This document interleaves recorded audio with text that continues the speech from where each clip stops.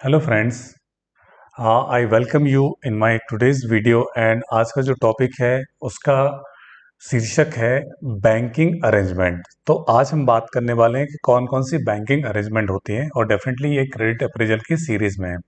तो यहाँ पे हम तीन तरह की बैंकिंग के बारे में बात करना चाहेंगे। One is sole banking, then consortium banking and multiple banking. तो आइए देखते हैं कि ये क्या होती है और ये क्यों इनके अरेंजमेंट के बेनिफिट क्या होते हैं, ये क्यों बोरोअर सेलेक्ट करते हैं या फिर बैंक सेलेक्ट करते हैं, राइट। तो आइए सबसे पहले बात करते हैं सोल बैंकिंग की। तो सोल बैंकिंग में जैसे इसका नेम इंडिकेट करता है कि सोल मतलब सिंगल, यानी यहाँ पे केवल एक ही लेंडर होगा एंड वो ही बैंक को जो बोरोअर्स है उसको क्या डिफरेंट काइंड ऑफ फैसिलिटी देगा। उसको चाहे वर्किंग कैपिटल हो, एक्स वाई जेड कोई भी फैसिलिटी चाहिए, वो सिंगल लेंडर ही होगा, ओनली वन लेंडर, ठीक है। और यहाँ पे सारी सिक्योरिटी और जो टर्म्स एंड कंडीशन वो केवल एक ही लेंडर मॉनिटर करता है। Okay, so very simple, nothing complicated. Sole banking, one lender, many facility, okay. और इनफैक्ट द करेंट अकाउंट वगैरह भी उसी बैंक के पास में होते हैं। Now we come to consortium banking. Consortium banking क्या होते हैं? यहाँ पे मैनी लेंडर्स, मतलब एक जो बोरोअर है उसके लेंडर्स क्या होते हैं? कई सारे लेंडर्स होते हैं, 1 2 3 4 5, सो एन। तो कितने भी लेंडर्स होते हैं, डिपेंड ऑन द उसको एक्सपोजर कितना चाहिए और बैंक में कितना उनके पास में कुशन एक्सपोजर देने के लिए। तो यहाँ पे मैनी लेंडर्स होते हैं, बट यहाँ पे इनके बीच में क्या कॉमन कनेक्शन होता है। यहाँ पे बट लिखा है, ओके, तो कॉमन कनेक्शन है। तो वो कॉमन कनेक्शन कैसे स्टेब्लिश किया जाता है? वो किया जाता है कॉमन डॉक्यूमेंट के थ्रू। वो कॉमन डॉक्यूमेंट क्या हो सकता है? कॉमन लोन एग्रीमेंट हो सकता है या वर्किंग कैपिटल कंसोर्शियम एग्रीमेंट हो सकता है, राइट। या फिर कोई भी ऐसा ज्वाइंट डॉक्यूमेंटेशन जो सारे लैंडर्स एग्जीक्यूट करते हैं उसको कॉमन डॉक्यूमेंट बोलते हैं। तो उसका बेनिफिट ये होता है कि वहां पे लैंडर्स आपस में एग्री करते हैं कि ओके, हमने ये सारी फैसिलिटी से सिक्योर की हैं। वो अपना एक लैंडर्स एजेंट भी अपॉइंट कर देते हैं जिसके फेवर में सारे बैंक सिक्योरिटी क्रिएट करवाते हैं और उसके परफेक्शन होते हैं, और वो जो security on behalf of all the lenders hold करता है। ओके, तो कंसोर्शियम बैंकिंग में आपको फिर से बता देता हूँ, मैनी लेंडर्स रहेंगे बट इनके बीच में कॉमन कनेक्शन रहेगा। और कॉमन कनेक्शन किसके थ्रू रहेगा? एक कॉमन डॉक्यूमेंट्स के through, right.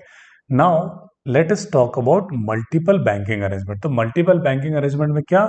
Again the same thing, many lenders, okay, but here is a but, no connection. Okay, so these lenders, there are many lenders, but they are acting in isolation. X, Y, Z and B, they all have sanctioned, all have given loan facility से 100 crore, 200 crore, what ever x amount, but यहाँ पे इनके आपस में कोई connection नहीं है। Okay, सबने इंडिविजुअली इनको सिक्योरिटी भी, मे बी सेम सिक्योरिटी हो सकती, कॉमन भी हो सकती या फिर अलग अलग भी हो सकती, बट यहाँ पे इनके आपस में कोई कनेक्शन नहीं है, राइट। सो मल्टीपल बैंकिंग में क्या होता है? डिफरेंट लेंडर्स होते हैं बट उनका आपस में देर इज नो बाइंडिंग और गवर्निंग लोन एग्रीमेंट और any common agreement. But consortium agreement में, कंसोर्शियम बैंकिंग अरेंजमेंट में वहां पे एक कनेक्शन होता है और वो कॉमन लोन डॉक्यूमेंट्स के थ्रू आता है। ओके, आइए अब फटाफट बात करते हैं कि इनके बेनिफिट क्या क्या है हर बैंकिंग के।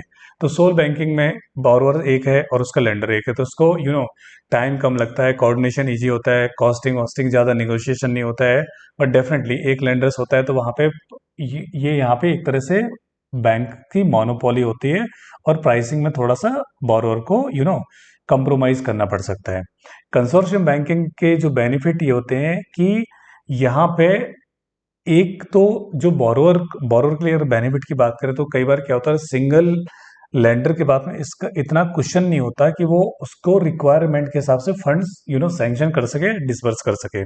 तो उस केस में उसको मल्टीपल लेंडर्स के पास में जाना पड़ता है। तो कंसोर्शियम बैंकिंग में जब अरेंजमेंट होती है तो वहां पे कई बार लेंडर्स होते हैं कॉमन टर्म्स पे एग्री कर जाते हैं, तो क्या, तो बोरोअर के लिए इजी हो जाता है कि सेम टर्म्स एंड कंडीशन है, सेम सिक्योरिटी है, सेम रेट ऑफ इंटरेस्ट है, तो वहां पे उसके लिए इजी होता है फैसिलिटी को मैनेज करना और उसके कॉस्ट पे भी इफेक्ट पड़ता है इस चीज का, राइट। मल्टीपल बैंकिंग का फायदा केवल ये होता है कि यहाँ पे बोरोअर को डिफरेंट टर्म्स एंड कंडीशन वो डिफरेंट लेंडर्स के साथ में निगोशिएट कर सकता है, क्योंकि एक लेंडर को दूसरे लेंडर्स ने क्या टर्म्स सैंक्शन किया उसको पता नहीं होता है। तो may be x lender x rate of interest charge कर रहा हो, बाई वाई लेंडर जो वाई चार्ज कर रहा हो। तो यहाँ पे क्या डिफरेंट लेंडर्स होते हैं, डिफरेंट टर्म्स एंड कंडीशन होती हैं। तो कई बार वो बोरोस के लिए बेनिफिशियल होते हैं, कई बार लेंडर्स के लिए होते हैं। But in all sense these are the three types of banking जो कॉर्पोरेट बैंकिंग या जो कॉर्पोरेट क्रेडिट में जो एक क्रेडिट ऑफिसर्स को डील करनी पड़ते हैं। Hope you have understood this topic, and this must have added some value to your knowledge. Thanks for watching. Thank you.